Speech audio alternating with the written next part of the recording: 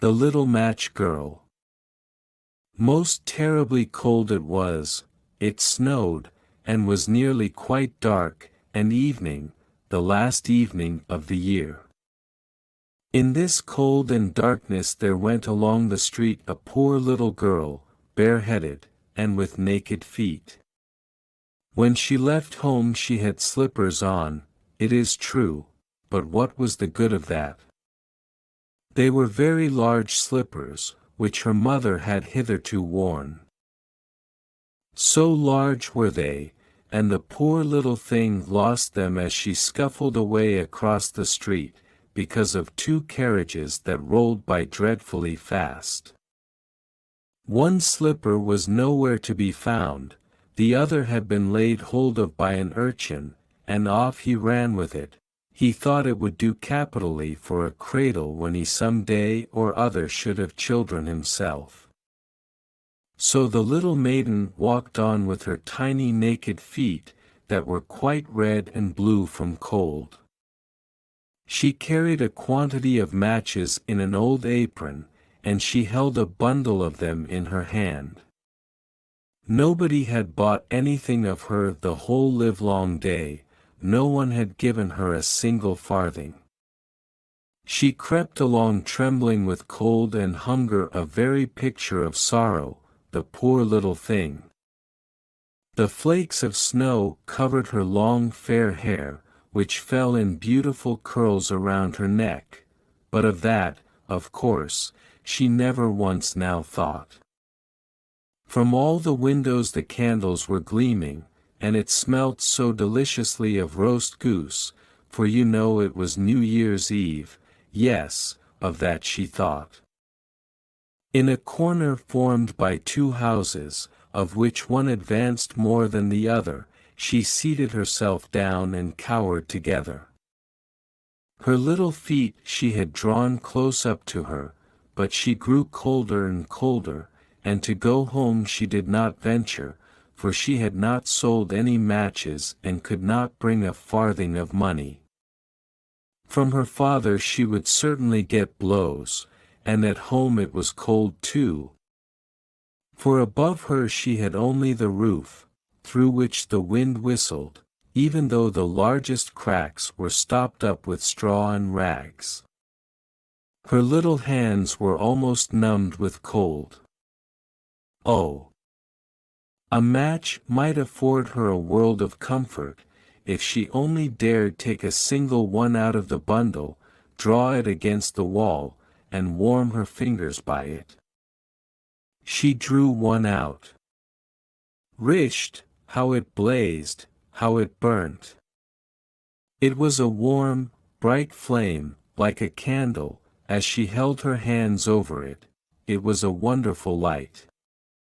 It seemed really to the little maiden as though she were sitting before a large iron stove, with burnished brass feet and a brass ornament at top.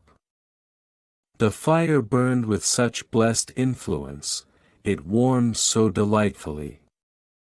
The little girl had already stretched out her feet to warm them too, but the small flame went out, the stove vanished, she had only the remains of the burnt-out match in her hand. She rubbed another against the wall, it burned brightly, and where the light fell on the wall, there the wall became transparent like a veil, so that she could see into the room. On the table was spread a snow-white tablecloth, upon it was a splendid porcelain service, and the roast goose was steaming famously with its stuffing of apple and dried plums. And what was still more capital to behold was, the goose hopped down from the dish, reeled about on the floor with knife and fork in its breast, till it came up to the poor little girl.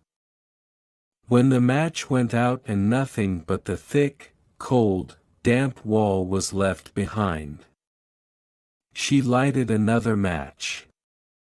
Now there she was sitting under the most magnificent Christmas tree. It was still larger, and more decorated than the one which she had seen through the glass door in the rich merchant's house. Thousands of lights were burning on the green branches, and gaily colored pictures, such as she had seen in the shop windows, looked down upon her. The little maiden stretched out her hands towards them when the match went out. The lights of the Christmas tree rose higher and higher. She saw them now as stars in heaven. One fell down and formed a long trail of fire. "Someone is just dead," said the little girl. For her old grandmother, the only person who had loved her, and who was now no more, had told her, that when a star falls, a soul ascends to God. She drew another match against the wall. It was again light, and in the luster there stood the old grandmother, so bright and radiant, so mild, and with such an expression of love. "Grandmother," cried the little one. "Oh, take me with you.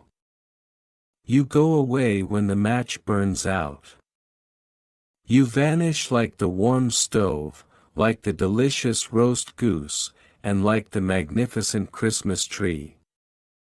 And she rubbed the whole bundle of matches quickly against the wall, for she wanted to be quite sure of keeping her grandmother near her.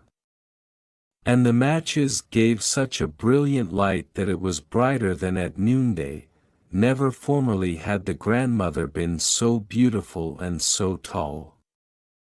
She took the little maiden on her arm, and both flew in brightness and in joy so high, so very high, and then above was neither cold, nor hunger, nor anxiety. They were with God.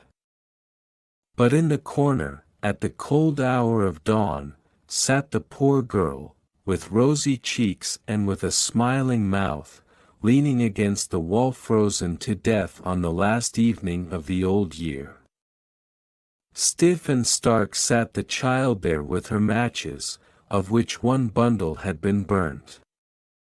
She wanted to warm herself, people said. No one had the slightest suspicion of what beautiful things she had seen. No one even dreamed of the splendor in which, with her grandmother, she had entered on the joys of a new year. The end. If you enjoy our content, please like, share, and subscribe for more videos. Your support means the world to us.